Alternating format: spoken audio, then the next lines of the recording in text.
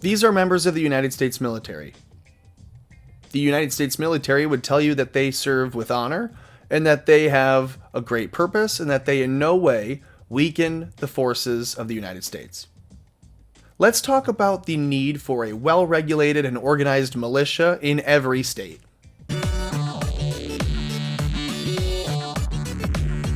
A couple of years ago, the Army got rid of one of their recent West Point graduates because, unfortunately, he had the gall, the stupidity, the audacity, fill it in.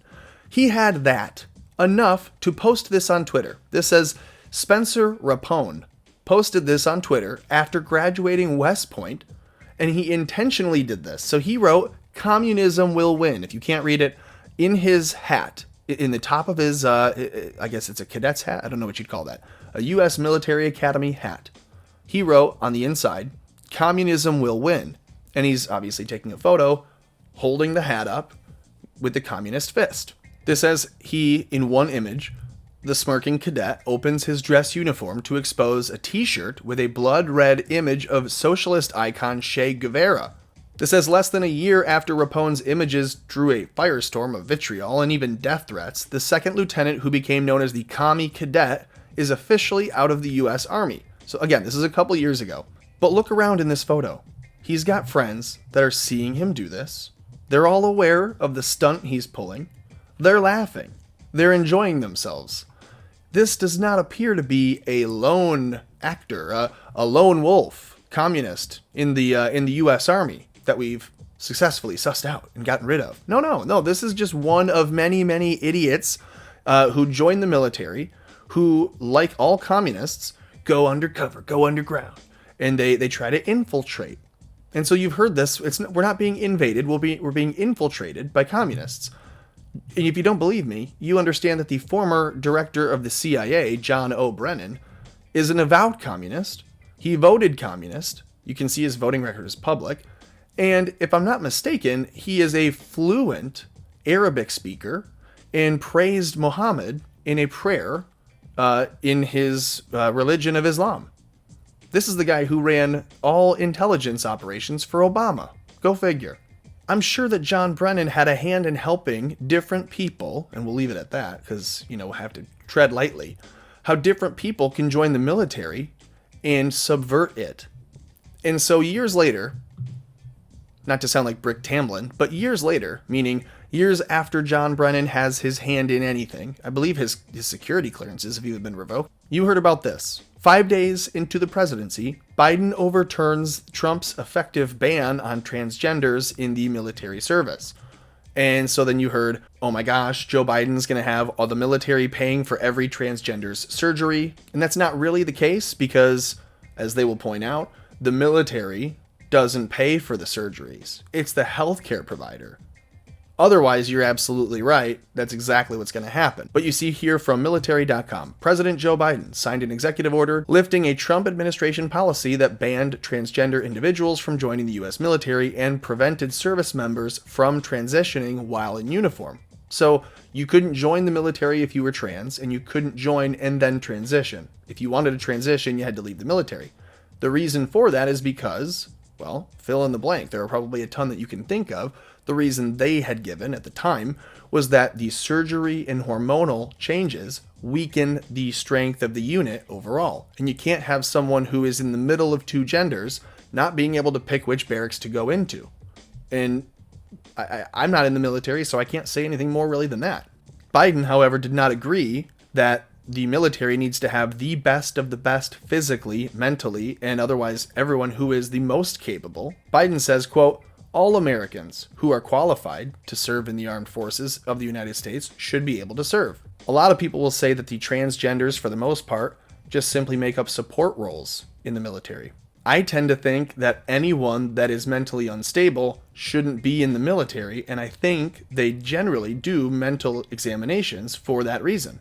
Although I wonder if they applied that across the board, how many people would still be left in service. I honestly don't know. Biden did continue, though, in his quote. He said, the all-volunteer force, right, because we don't really conscribe anybody anymore. I mean, people still sign up for selected service, but we don't have a draft. The all-volunteer force thrives when it is composed of diverse Americans who can meet the rigorous standards of military service, and an inclusive military strengthens our national security. So if you don't think that that weakens our military, maybe you think it makes us stronger, I have to just tell you the bottom line in terms of the dollars and cents of it really doesn't make a lot of sense of it at all. They say one of the biggest and boldest claims that the conservative news outlets took from all of this was that Biden will be diverting precious dollars from mission-critical training to something as controversial as gender reassignment surgery. I'm on the gay website, so when you highlight stuff, it all becomes rainbow. They say this is misleading and a ludicrous thing to claim for many reasons. The first is that no one is forcing the military to do anything or diverting funds to pay for reassignment surgery.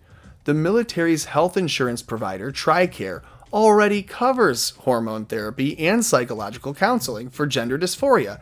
They don't generally cover surgery. However, active duty service members may request a waiver if their provider deems surgery medically necessary. So you hear that right. The military health insurance provider, TRICARE, they already cover your hormones. They already cover your counseling for gender dysphoria, and though they wouldn't normally cover your surgery, all you need to do is get a waiver.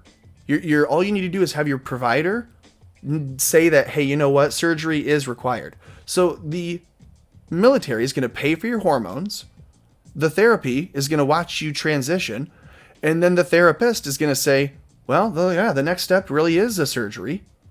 And then you're going to go ahead and be this. And here you are. Welcome to the U.S. military. This is why we need to be talking about state militias.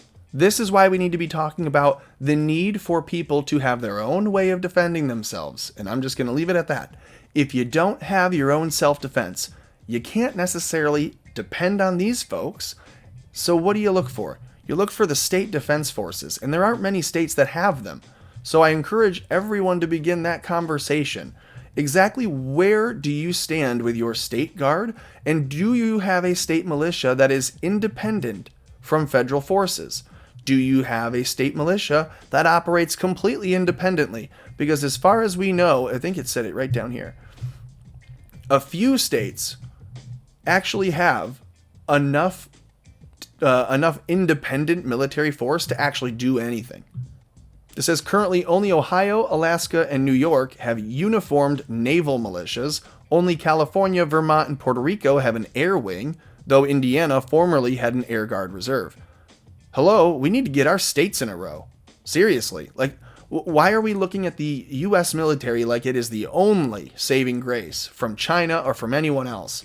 I mean, look, if we're going to say that these are the people in our military that are supposed to be defending us from invasion, if these are the folks that we're really looking at for help, then I got news. I think we may be looking at trying to set up some militias as a last line of defense.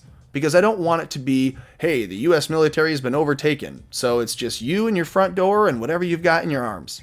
Maybe this sounds paranoid. I just think it's an important conversation to begin to have.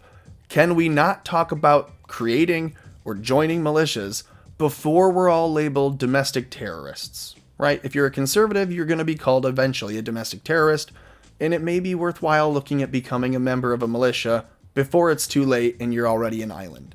Let me know what you think in the comments below. Like this video, share this video with a couple people that you know, and make sure you're subscribed to the channel. If you click all the links in the description, you'll find one that I'm sure is at least laughable. There's my scavenger hunt. If you can do that, you're helping me keep America afloat.